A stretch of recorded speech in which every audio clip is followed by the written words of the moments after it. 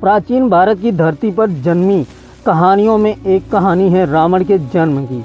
यह कहानी हमें धर्म, अधर्म और शक्तियों के संघर्ष की याद दिलाती है।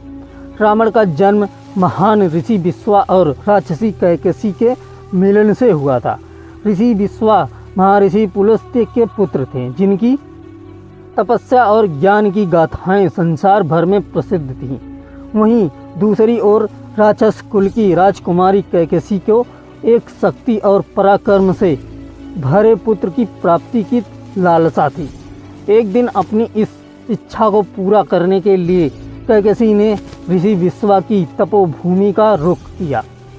कैकसी ने ऋषि विश्वा से प्रार्थना की कि वे उसके साथ विवाह करें, ताकि उसके पुत्र को अद्वितीय शक्ति और बुद्धि प्राप्त हो सके।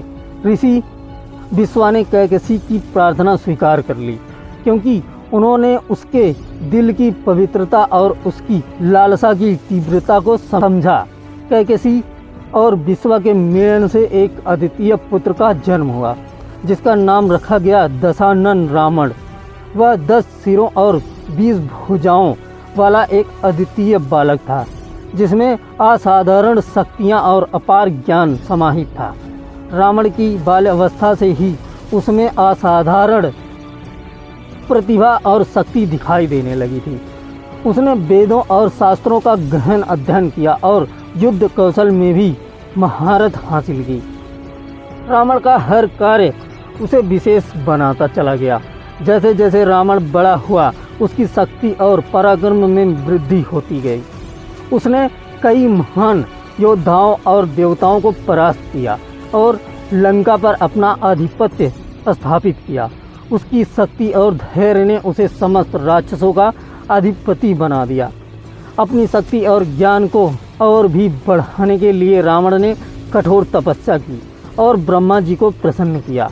ब्रह्मा जी ने रावण को वरदान दिया कि वह किसी भी देवता, दानव या असुर द्वारा मारा नहीं जा सकेगा।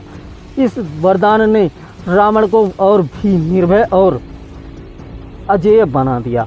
रावण की कहानी हमें यह भी सिखाती है कि चाहे शक्ति कितनी भी प्रबल क्यों ना हो, अहंकार और अधर्म का अंत निश्चित होता है।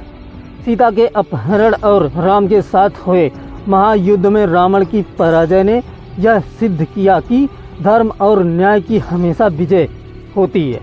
रावण के जन्म की कहानी हमें शक्ति, ज्ञान और धर्म की महत्वपूर्ण सीख देती है। यह कहानी केवल एक राक्षस की नहीं, बल्कि मानवता के गुण और दोष की भी है। इस अद्वितीय कथा को जानने और समझने के लिए धन्यवाद। आशा है कि रावण की कहानी हमें अपने जीवन में सही मार्ग पर चलने की प्रेरणा देती रहेगी।